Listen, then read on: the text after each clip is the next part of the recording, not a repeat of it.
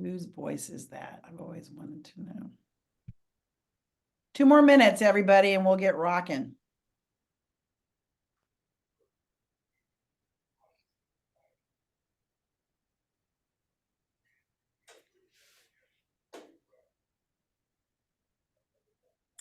So when is it going to start hitting 110?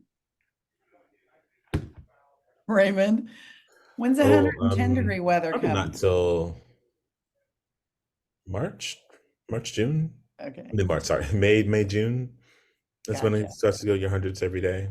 So So it that's when takes a you got to while, come out usually here and visit. high 80 and 90s through most of the spring. And then we start to just roll through the hundreds for probably 3 straight months, if not 3.5 months of 100-degree plus. Where is that? Austin, Texas, Central Oh, Texas. yeah. All right, we'll get going here in 1 more minute at 12:05. If you've got questions for our guest, Raymond Thompson Jr., please put it into the Q&A section. You'll find that at the bottom of your screen. We have disconnected the chat just to make sure everything goes into that beautiful Q&A. So thanks for being here. We're just about ready to go.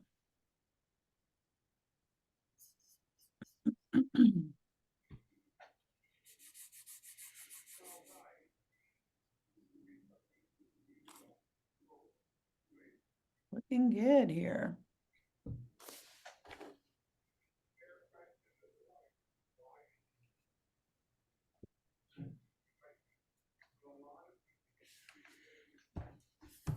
All right, it's 12:05, so let's get rolling here.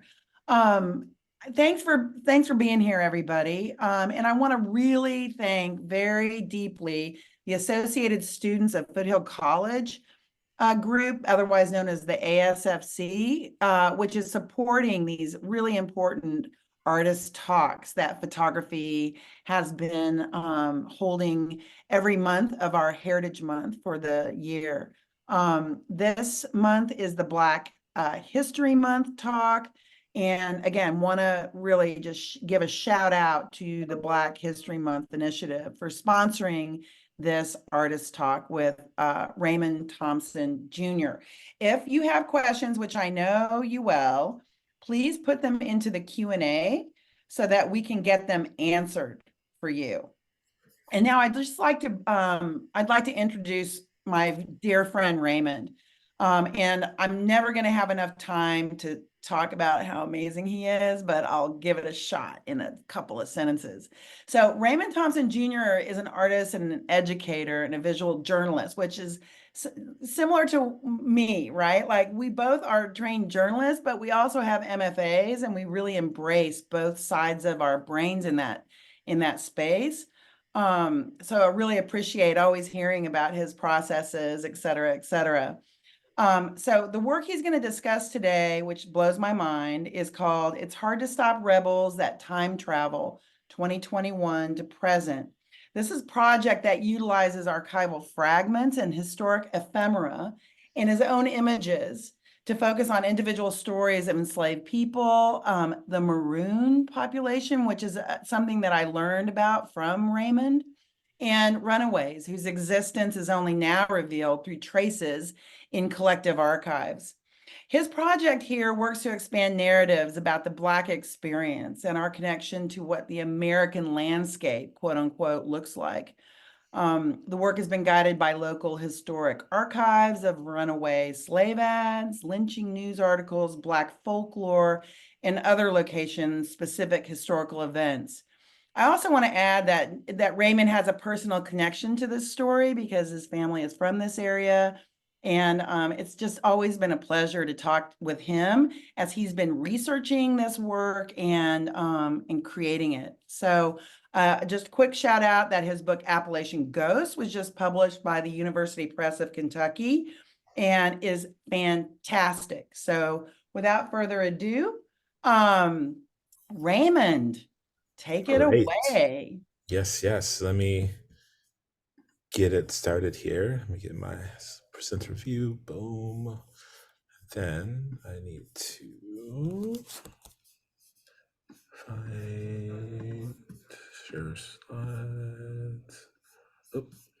Give me 1 second.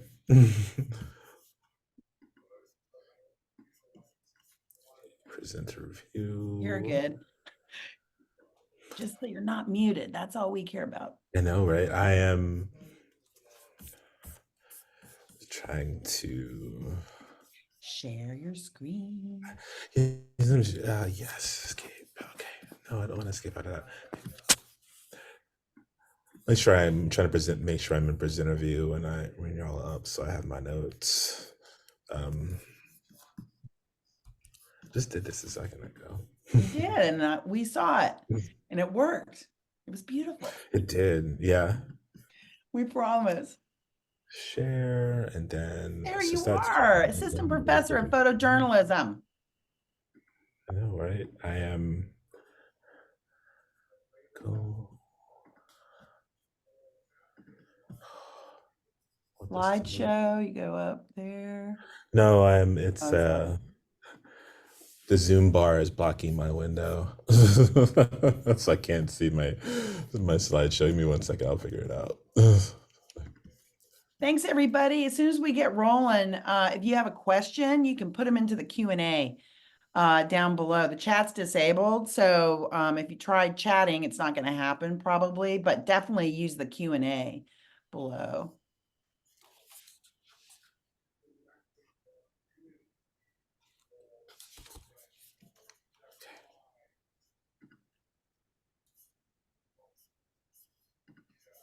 I always have like 2 screens, and then I'm. Yeah, at home I have 2 screens. Oh, here we go. And I'm sharing that one. I want to share. Presenter view. We can see it is the problem. You still can see it, okay. Yeah. Bow. So I need to start it before we go into it. Oh, technical things. Hey, thank you so much for putting a link to his book into the chat, because you can use it. So thanks a lot.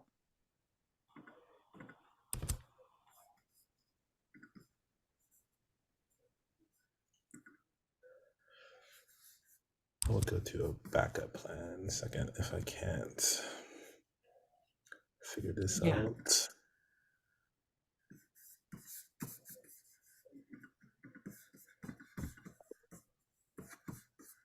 Next show, I want to go to my other window. All right, plan B.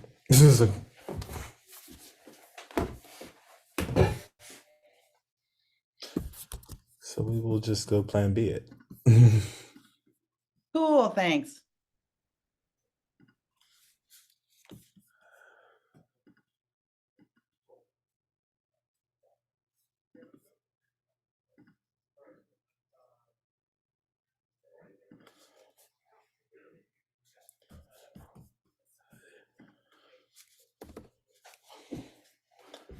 All right, I'm just pulling my notes up on another computer.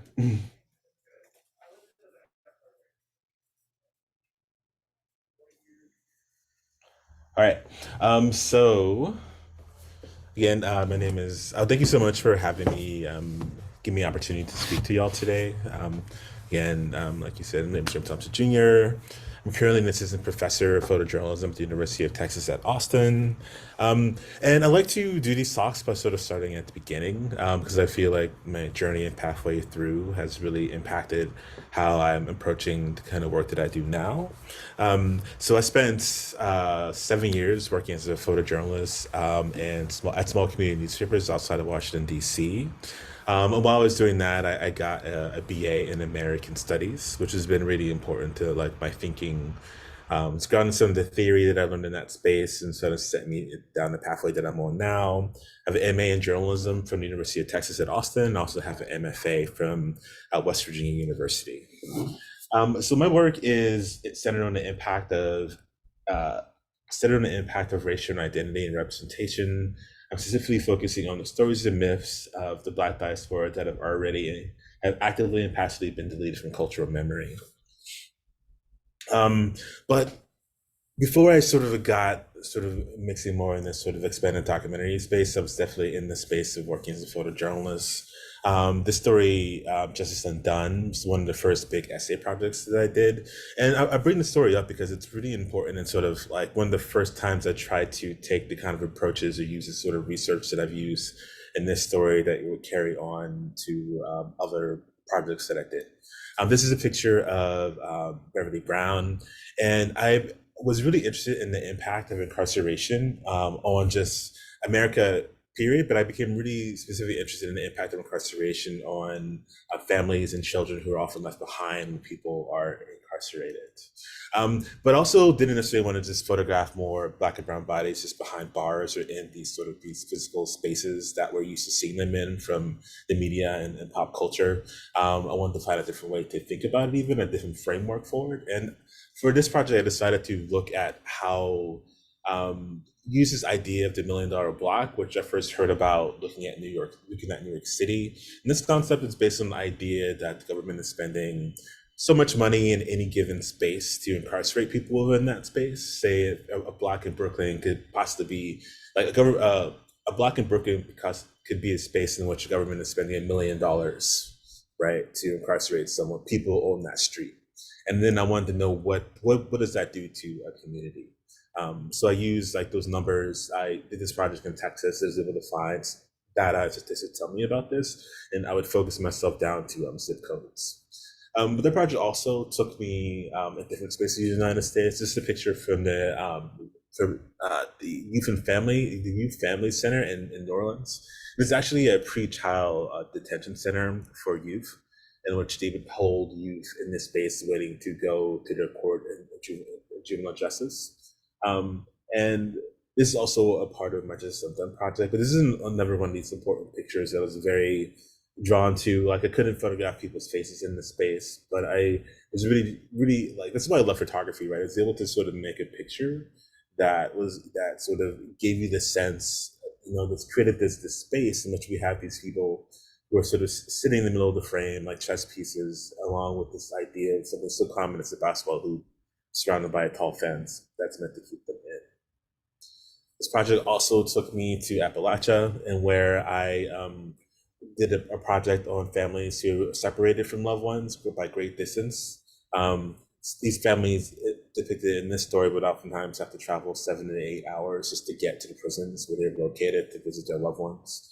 Oftentimes, these prisons were built in rural spaces, oftentimes on like strip mining sites even. And if you guys know about strip mining, that's a form of coal mining in which instead of digging a hole in the ground, you would just knock the layers off a mountain to collect the coal. And sometimes you'd have these flat spaces, and a lot of times people like to build prisons in those states, like to build prisons in those spaces.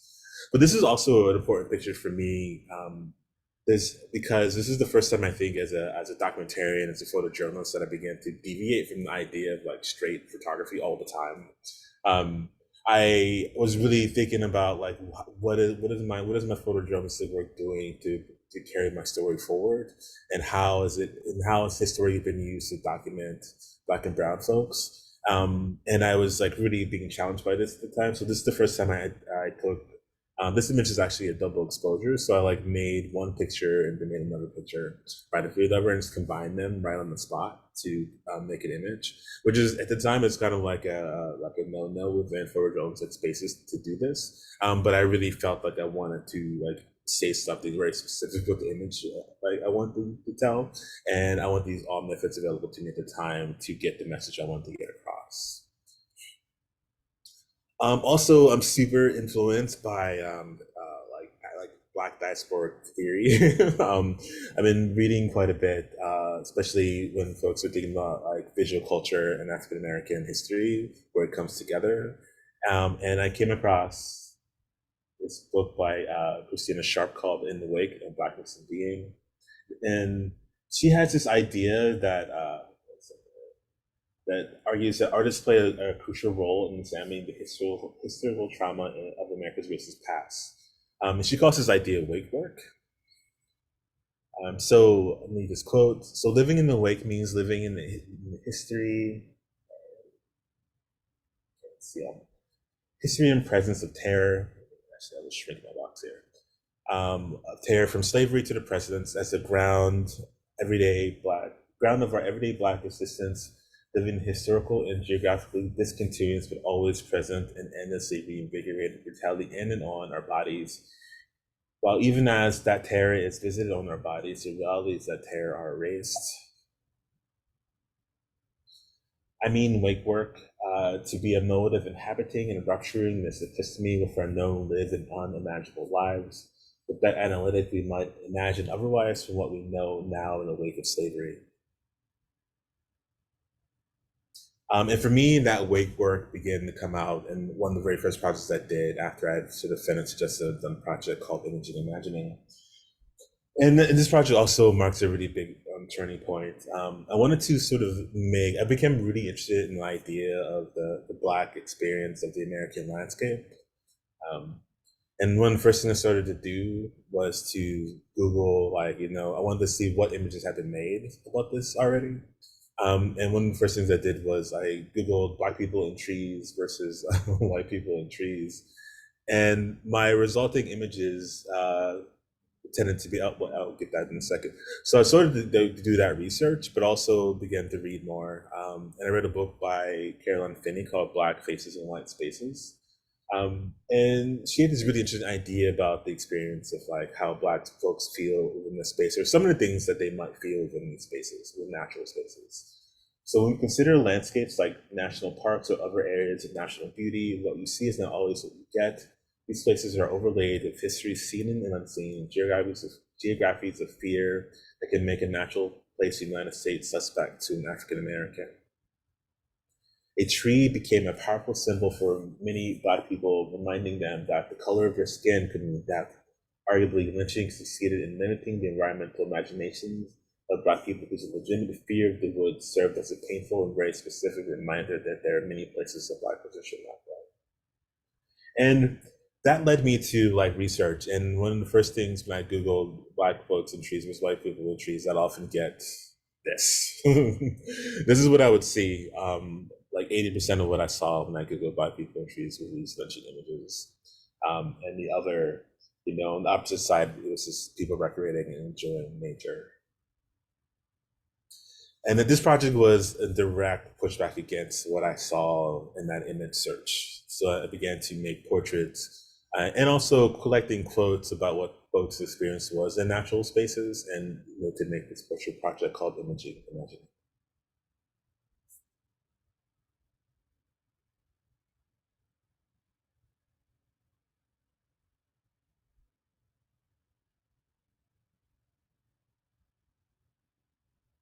From there, I moved into a project called Appalachian Ghosts. In this project, I first discovered, I would say I come through my projects through reading, I come through my projects through research, or just I stumble upon things.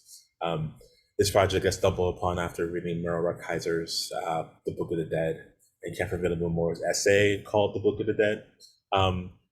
And this story was really interesting. Well, before, it was just the way the story was told, right? It's a form of like nonfiction storytelling. Merle Kaiser was actually a poet. But I almost want to call her a poet journalist in a way, because she went to the place where the Appalachian Ghost is set, Anstead, West Virginia. And what had happened was there had been this big disaster, and she went to the place, instead of like covering like we cover a story, she collected interviews. She did all the parts of being a journalist, but her output instead of writing was poetry.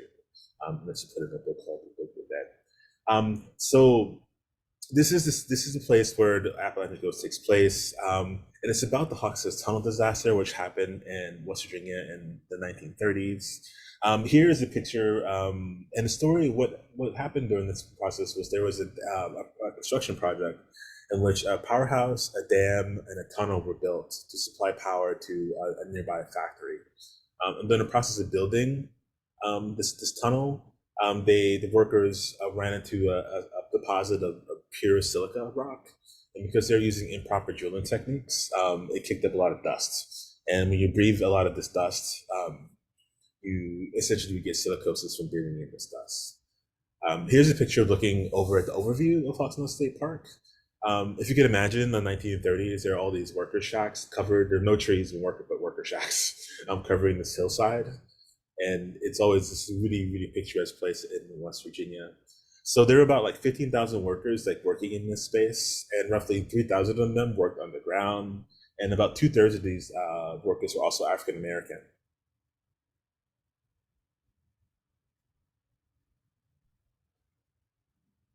And this is the Hawksnest Worker Cemetery. And the story behind this was that there's so many people dying during the construction project. I think the number is estimated to be roughly 767 people passed away during this, or from working during the project and working in the project. And these grave sites represent a small number of those people. But the story behind this was that there was an undertaker who was contracted by the company who was running the construction site, which is actually was a subsidiary of Union Carbide, which is now called Dow. So Dow, Union Carbide, all that's related. But they paid this undertaker to take bodies away, and the bodies are buried. The undertaker buried them like on his farm, and the bodies were forgotten about and weren't rediscovered until the state of Australia to widen the road, and they found the bodies and they moved the bodies over to this location. Each one of these crosses represents 3 people. Let's even back up a little bit more. Back up a little bit more, you can see on this map of the area what's going on. And I got this from a Fortune magazine article from 1941.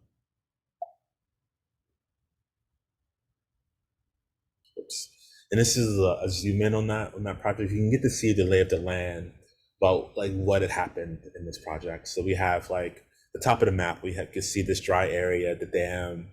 You can see the power lines running down river to a powerhouse, then run all the way down to Alloy, which is a metal smelting factory.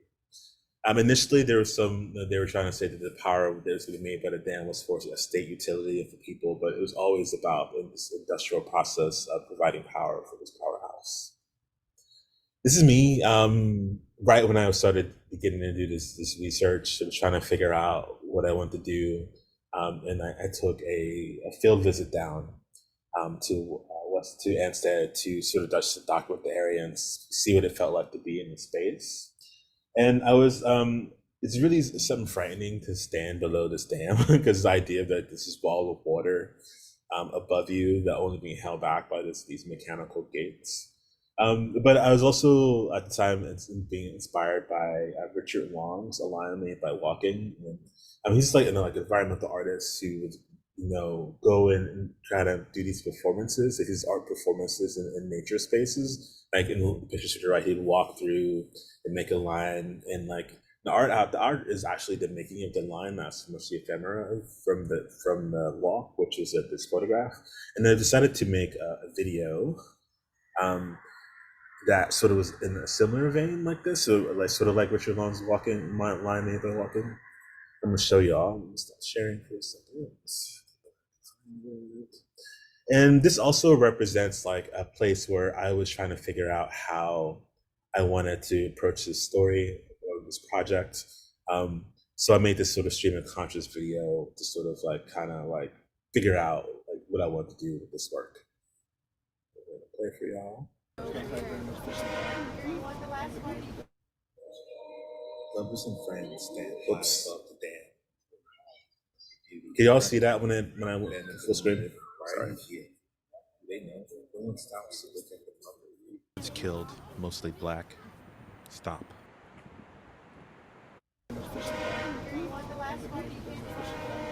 Lovers and friends stand high above the dam. Beauty, breathtaking. Why are you here? Do they know? No one stops to look at the marker. It's killed, mostly black. Stop. We're not really seeing the video. Okay. All right. Single word phrases. Failing me today. The walk. What does it mean to me? I've come to this place in search of ghosts. Sorry. Wrong button. History says you So I will just share You're all good. We can just, my box.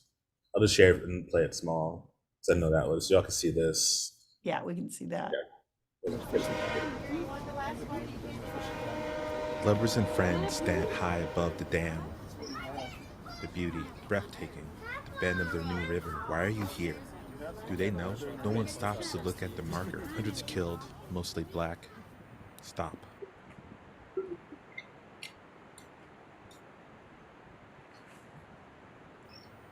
Single word phrases. The walk. What does it mean to me? I've come to this place in search of ghosts. How should we remember you? How should we remember you? How should we remember you? Stop. The history says you never had a chance. As victim or hero, did you fall to the arms of capital or of race? Historical amnesia descend on the area, the country, the state, the nation. Stop. A marker to your sacrifice, a hymnological writing, a company statement, the entrance of the Hawk's Nest Overlook. What are we willing to give up in the name of money? It is a monument of misrepresentation. Why can't we remember you? Stop. Victims, victims, victims. Do you see yourself that way? Digging and crawling at this rock. With each swing or chip, you release death. In the end, the letters to the senator offered a sense that you believed in the system. Scratch that. Hope that a system would help. A second of fairness, justice. Stop. Why do I walk here with you in my mind? I'm looking for signs of you everywhere. I want your existence to count. Your sacrifice for capital. No. Stop. The product, rock, silica, water, power generated, workers, life, extraction of resources, tax-free. The facts, 2 years, 3.7 miles of tunnel, 97% to 99% pure silica. No mass. The contractors had 30 years of experience. They knew. Buried in a cornfield. Now we remember you with wood crosses. 30 miles north, 764 people, death toll, impossible to confirm. The company denies. Stop. Glass in the lungs. Makes it hard to breathe. Impossible to breathe. Can you breathe? They say a horn will blow before the dam breaks. Ain't that some biblical shit? Be ready to run. Stop.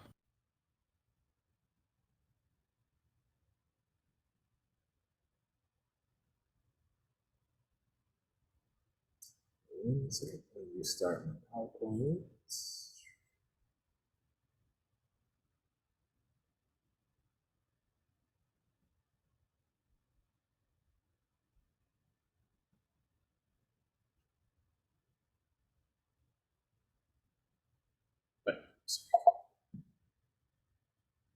All right, so with that space, I began to do more research on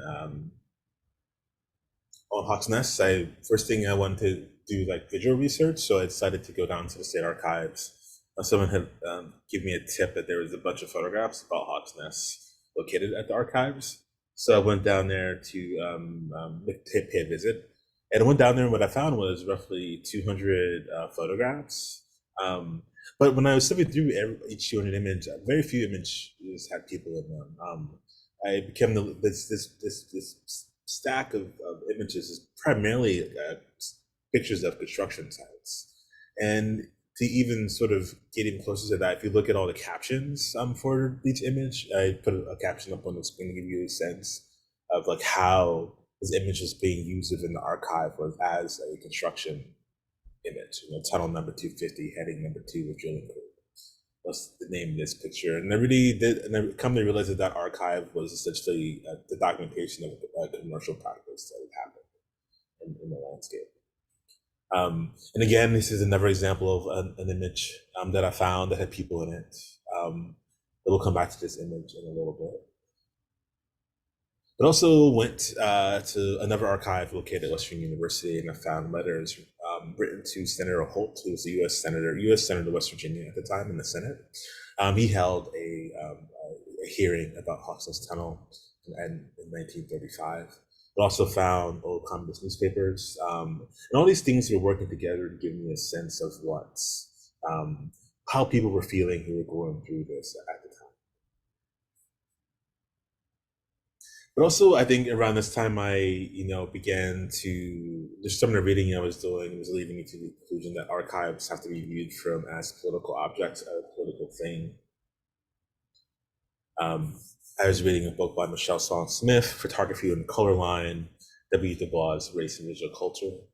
And she stated, once an archive is compiled, it makes a claim on history. It exists as a record of the past. The archive is a vehicle of memory, and as it becomes a trace on which a historical record is founded, it makes some people, places, things, and ideas and events invisible, while relegating others through a signifying absence to invisibility. In this sense, then archives have an ideological function, not only in the moment of their inception, but across time. They determine, in large part, what will be collectively remembered and how it will be remembered. So, having read that and reading this theory and having looked at the photographs, also through the reading in the same book, Michelle Swan Smith also makes a claim that archives are also double-edged swords in that way, because one, they're used to sort of, uses historians and uses archivists to sort of say history is this way. There's always the space for other people to come in and challenge that reading of those materials. So this photograph is a pretty important image. When I saw it, I was, it's a haunting photograph. It's the image of this figure walking out of this tunnel portal, being surrounded by this dust, led to the creation of the very first series for the project called The Dust, which is a set of portraits meant to sort of reimagine what it was like to stand inside of this tunnel while being surrounded by this dust that's been kicked up by the improper techniques they were using. And the pictures were inspired often by, looking at the photographs and tools and what they're wearing, or ladders or hoses. Also, this dust material.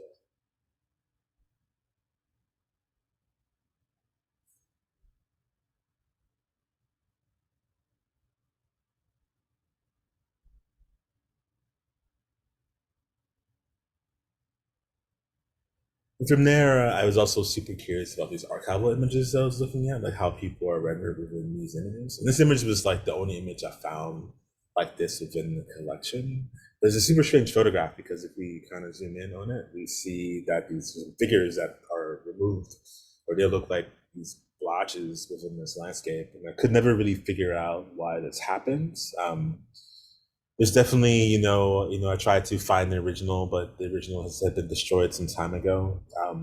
But my hypothesis, my guess, is that in some way these images were either chemically etched out or removed in some way from the image. I don't know exactly why it happened, but I was really inspired by these shapes to make a series called The Erased, in which I used some of that writing that I found about what it was like to be in the tunnel, and I overlapped it with these blotches that were left in those photographs.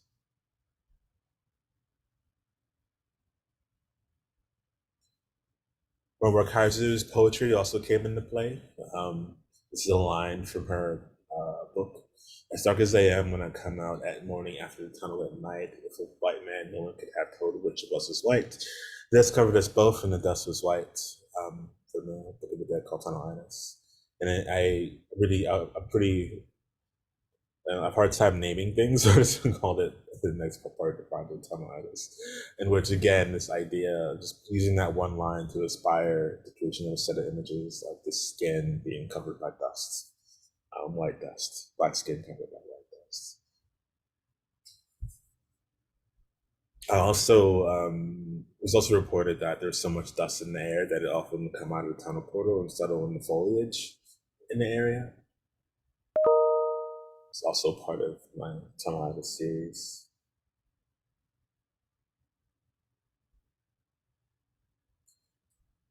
And the very last part of this project is called 12 Men.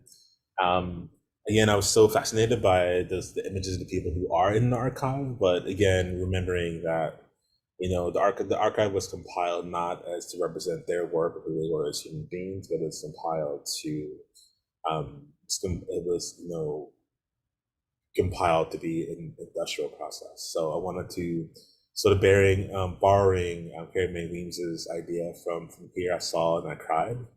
Have you ever heard of that project? But it's a project in which Carrie Mae Weems uses Louis Agassiz' slave daguerreotypes to sort of, she takes those daguerreotypes that were meant to essentially document the inferiority of African American people as slaves. So it's very physical, like head types, to measure head sizes and stuff like that.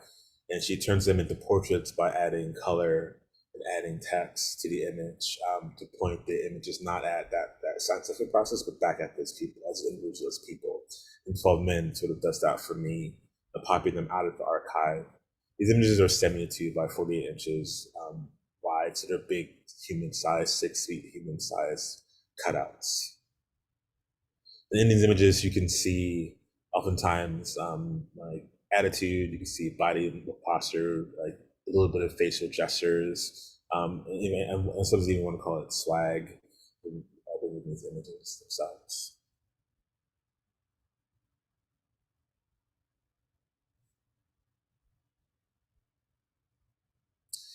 And all that work, also other work that I did, landscape work, more observational stuff, is all combined together, including archival images in this book. This just came out a couple weeks ago called Appalachian Ghosts, the photographic reimagining of the Texas tunnel disaster. So obviously, I also kind of, a lot of my work is meant to be in book form in this way, so it's always sort of a good end goal in my head when I'm making work. And I'm gonna, because of the time, I'm gonna skip through some of this stuff and jump straight at It's Hard to Stop Purpose of Time Travel. So this is a project in which Judy was introducing in the beginning of the project. I'll read you just to refresh your minds on this project. So It's Hard to Stop Purpose of Time Travel explores the stories of Black slaves, maroons, and runaways whose existence is only revealed through traces in America's collective archive. This project utilizes archival fragments, historical ephemera, and model images to expand narratives about the Black experience and our connection to the North American landscape. This project has been guided by the use of local archives, runaway slave ads, lynching news articles, Black folklore, and other location-specific events. And what's super interesting about this is in all my work, there's a through line, this connection, this like Black experience of the American landscape. But this one is one in which I was the most personal one that I've done. I was really interested in this idea of rememory that I came across in some reading from Simone Brown's Dark Matters and Surveillance of Blackness. She writes, what Toni Morrison calls rememory, particularly fugitive rememory, is a necessary tool in the invaders' and rebels' quest for wholeness, what Robson calls a preservation of an ontological totality. As Sata Shakur reminds us, to become free, you have to be acutely aware of being enslaved. Memory that's necessary in less fugitive histories and is critical to becoming a liberatory subject. So flight and fugitivity are very much a part of our social imaginary and contemporary repertoire of resistance. So this idea of both flight and fugitivity as being a site for sort of radical thinking became, like, it was inspiring me to think about how to frame the work for this project. I also was, doing more research, collecting like location specific, like county specific runaway slave ads and news articles from the spaces that I want to work within the landscape. So the runaway slave ad and a couple articles about some lynchings that happened within New Bern, North Carolina.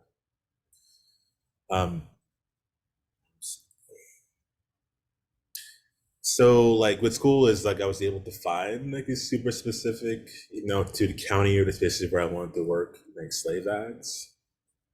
So I found those and I used that to guide me where I went to in the landscape. I also became really interested in this idea of the maroon. And just in case folks don't know, like maroons are enslaved people who escaped their captors but did not flee north. Indeed, they chose to create a life in the hard-to-access swamps and the wild spaces between plantations. The survival strategies and techniques that Maroons use to survive in ungoverned spaces between plantation can be considered a freedom practice. Though these recently reclaimed threads of stories, we can radically re-envision Black people's connection to the American landscape. The practice included strategies that relied upon religion and the supernatural.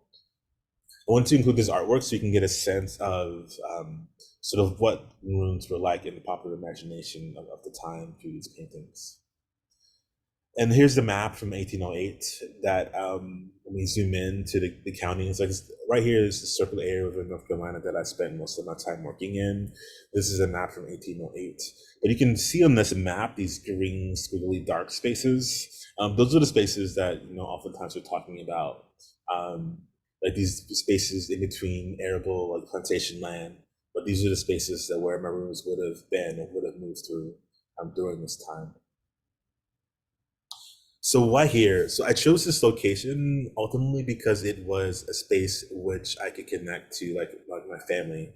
I still have and some I knew none of this until a few years ago, but I have a connection to this landscape that I can trace back to 1830, where I believe my great grandfather was enslaved, and I knew I had so many questions about the space. Like I wanted to know, like, how did Black folks survive in this space? What was it like to move through this space? What knowledges and understanding of the landscape, what they had needed to move through this space, and how did they avoid the surveillance to move through the space in peace? So here is a picture of Kennedy is my family's that part of my one part of my family's surname is Kennedy, and there's still some people living down in that land now. And there's another picture of this place called the Canada graves. And these are not Black folks. These are definitely, they're like buried right next to the church. So they're wealthy white owners. And I couldn't make a connection between like these folks and like my people, but it was just, when I found it, I was sort of struck by this. Key sources, again, were books, theory, Richard Prince's Maroon Societies. I found a map about lynching locations within North Carolina, and also found a really cool database that had that I could use to trace slave ads specific to the spaces where I was working. Well, these slave ads are super fascinating in a way because if we read them, they say a lot in them about how people think people were. Like in this ad reads, run away from the subscriber at Weed Swamp, Lenore County. About the first instance, my Negro man, Charles, about 5 feet, very Black, can read and write, and is probable has a free pass. He can play the violin. He shews guilt very remarkably by wriggling his face when accused. So he was taken up he was taken up and put in jail in New Bern about 4 years ago, and supposedly he is either lurking about there or Washington. So again, a lot of these ads has a structure to them, and they always have these personality traits of who these people are within the ads that I find super fascinating, and also proves super problematic because these are also things that we use to understand like people. Like this is probably the only trace within our archive of Charles that exists. Right, and this is our only way we can understand him, but it's through the eyes of someone who is looking for him. And so a lot of this project is about asking what the landscape remembers. In some ways, I began to search for these rebels' pathways, these maroons' pathways within the landscape, wondering how did they move through this space. So the portal became an important framework for my project. You'll notice that most of the images have the title portal in the title in some way with a location. And I will look at some pictures that try to speed up. This picture also includes portraits, portraits of people who live within these areas. The portraits become to represent sort of landscapes too for me in a way. They're very much about, it's about me searching for something within these people's faces. And I purposely have made them very dark because I want to also challenge the viewer to look harder at them, to discover what they're looking for. The slave ads play a role. I began to take those ads and to annotate them and add my own bit of text in a couple places within them, both within the text itself and then also as a footnote. In this one, I added the line, he was last seen heading towards a faint light, flickering in the edge of the creek. With a subhead, I know that there are magical pathways in the forest. Remember to keep your eyes open.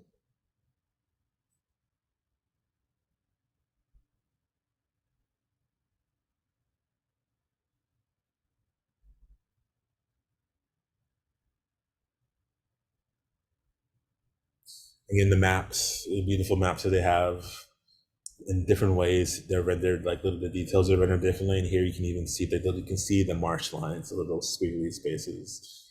Again, these are those spaces that would have harbored lineage and ruins. I also found some really interesting folklore, which kind of gives you a hint at the technology that people use, the religious, spiritual technology people use to avoid capture, move towards freedom. I'll read this to you. But y'all know it is said, the man bird, it was a long time ago, many years before emancipation, that word had gone around that those of us who could stop eating salt will be able to fly back to Africa. So we all went on a salt-free diet, but our wives and children were forced to eat in the house where they worked. So it became clear they would mostly be us men who would fly back. Our children did not want to lose us. You know what happened next? Now all we can do is to return every year and shout a warning to our people. We warn that they cannot fly. Again, I also use travel to as much locations located on the map. There's also a portal in the site, and usually they're marked in captions with the GPS coordinates in their names.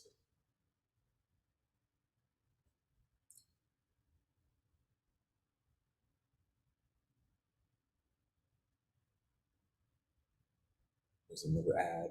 This one I added the term Millie often wears, was just roses in her hair. I imagine that Millie would sneak up to the fence of the master's house and steal and snatch a rose while no one was looking.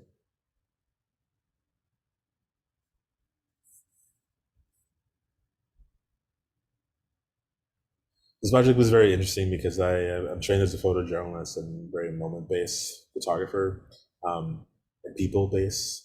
And this was a definite move away from working with that. I really had to learn to look at landscapes in a different way and slow my process down when working.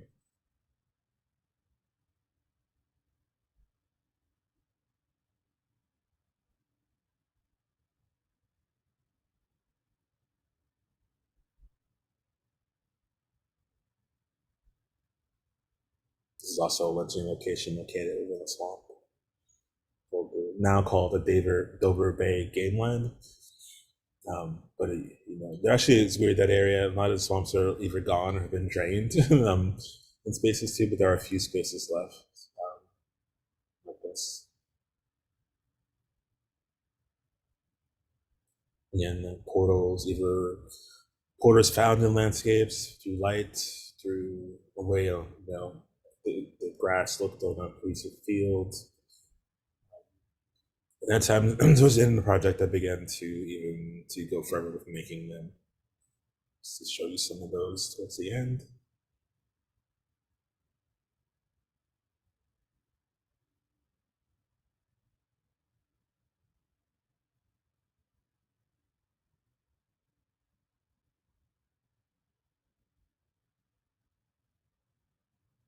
And this is one in which it was a site called the 13. And 13 was these gravestones represent the African Americans who were buried in a common cemetery, but they were moved out of the cemetery during Reconstruction, I believe, and moved to this space and sort of just dropped in this space to a Black-only cemetery.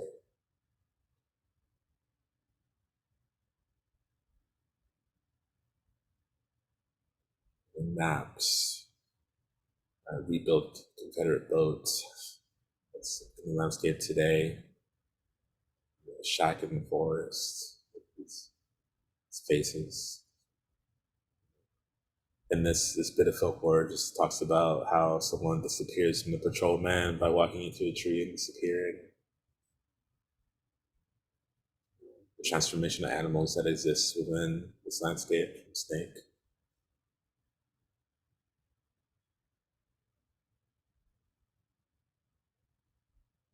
Tadpoles.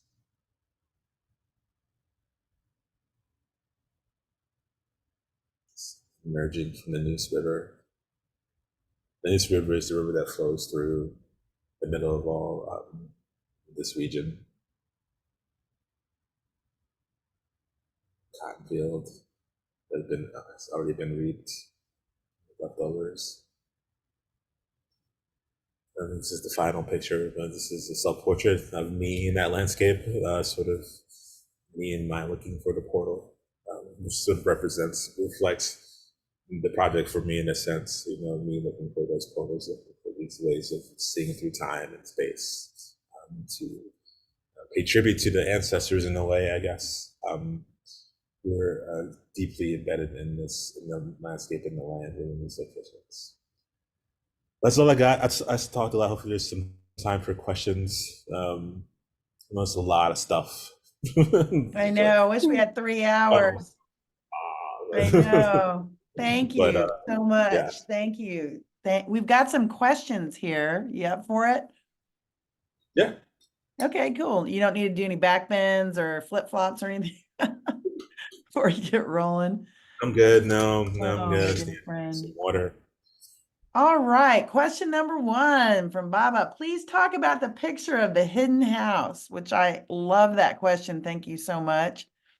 Well, talk about it like in Yeah. how I made it, why I made it out of the edit, or well, it was actually, that was an important day. I mean, just technically, because I think you always start projects that are going in this direction. I'm going to do that, right? And it rained. I was out in the field, and I was like, "What am I going to do? They even want to go out. It's rainy. Boo! So I'm not sitting outside." And I hadn't had on this idea of looking for portals within landscapes yet. But that was the day that it happened. It was like I was driving down the road. It's early spring, so you can still see through the woods before it fills in. In the summer, you can't see things like that. Everything's covered in green. But you see this house. And actually, there are 2 pictures made. The rose bush and that house are made right next to each other because the rose bush is at that house. And I first saw the rose bush because it was all this color popping on this super brown space. And then I stepped away and you could see this house popping out of this that, had been kept around it is all, all fields, that was growing maybe tobacco or cotton or something. And then just this house that had been probably 10 years since someone had bothered to mess with it and then completely overgrown. But I was always really attracted to, there's a little triangle that you can see, just that little figure from a distance that attracted me to it. But that was an important day because it was the first day I realized I was looking for portals. I was looking for these spaces within these lands. Thank you, Raymond. Great answer. Of course. Then we have another question. Ellen says, I love how you presented your research that informed your photographs. Me too, by the way, and videos. For your Appalachian Ghost project, how did you decide what photographs you wanted to capture and include in your book? I feel like I was throwing trying to gather everything. The hard part about this project is if you go to the landscape now, it's just a space the trees have been cut down 3 times, right? Nothing looks like it did back during that time. There's very little to mark these landscapes. So in some way, the archive was a space in which I had to go into.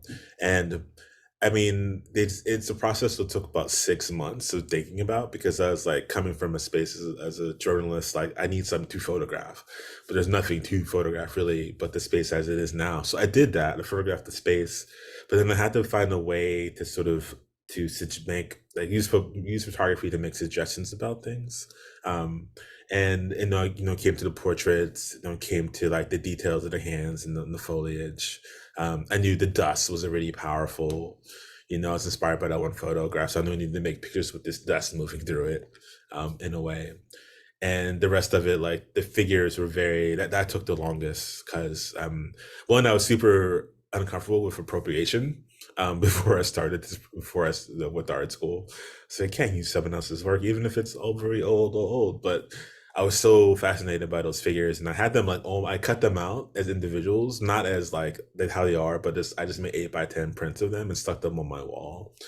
in my studio for about, almost at least a semester and a half before I began to experiment with cutting them out and making them bigger in a way. So I think it was a gradual process, like it's iteration. It's like I tried something. I tried a lot of stuff that failed in between, a lot of stuff that didn't go anywhere. So there's a lot of starts and stops with the project. But I think that's all part of like a creative process. Like you go down a road, it fails, and try something else, it fails, or that works, that sticks. If that makes sense. Yeah, that's great advice and just feedback for, especially for our students, and I always try to say, man, this is fun. Come Yeah. on, this is not like putting sandpaper in your eyes. No, no, Um, it totally should Maybe be. your brain sometimes, but ultimately. Got a question here. So did you go back as far as the early 1600s when you started your research on slavery and the slavery landscape? I mean, I think it's so quick. One, I mean, my research with that landscape specifically, no, I was chasing what I could find in the Mhm, records. Like I probably go past that point. But of course, like I was starting from my family space first. So using their records to guide me through the landscape, like trying to find addresses on their records, mhm. which is very few of those records, as most of the records are just death certificates, which I think are also another site where you don't know if you can actually find truth. Like I found like I'd find someone's birth date on this document or find the county they were born in. And I used that to guide me moving backward. Now, did my just history research? Yes. I mean, I studied stuff, Revolutionary War. Because in that area where I was working, it all happened basically in some form or another. A lot of American history is like based in these spaces. So I was able to go get back to like 1830, and probably into the 1700s, just with historical books or looking at different plantations or slave owners that are in that space. But I was only able to track my family back to like a certain like time in like the 1830s. But then of course I would go and try to use like let those threads take me to a place and then try to expand on those threads as I went back. Thank you. That was super interesting. Um, what camera are you using these days? Like what camera did you use for this latest project? And Yeah, then, I've yeah. been I started off for the project. I had a 4x5, the very first um, the first trip down. I used a 4x5, but then I get weird about like being in rural locations, so I don't want to stay anywhere too long. So I switched to a Fuji GFX 100S, Mhm. which is like a medium format digital, so slightly bigger. It's a bigger sensor than a 35 millimeter sensor, but not as big as a true medium format sensor. But it gives you it's like a 100 megapixel beast file. I wouldn't suggest you doing that unless you're printing. Like you don't need to, like it's overkill for anything, but if you want to make big prints, and I was thinking I want to make as big as I could because I might want to make big prints. So use that camera mostly, or I have a 4x5 still. I don't want to get back to it, but it's like I needed to move quickly in those locations, in those spaces. So the 4x5 wasn't optimal for that. Oh, great. I need to Mhm. we have a bunch of 4x5s that I am dying to get my hands on. So like, they're awesome cameras. It's definitely a slow way of moving through the space. Sometimes you need that slow speed to do some of this work, but when there's Well, a that's what the configured spot, photojournalists used to use, yeah, back I in the day. know. Isn't that funny? So what I was know, and I'm slow like is now. riding by myself in rural North Carolina. And it's a Confederate flag down the way. I don't stay in too many places too Yeah, long. yeah, you don't want to be in and out. Yeah, I hear Moving, you, right? moving.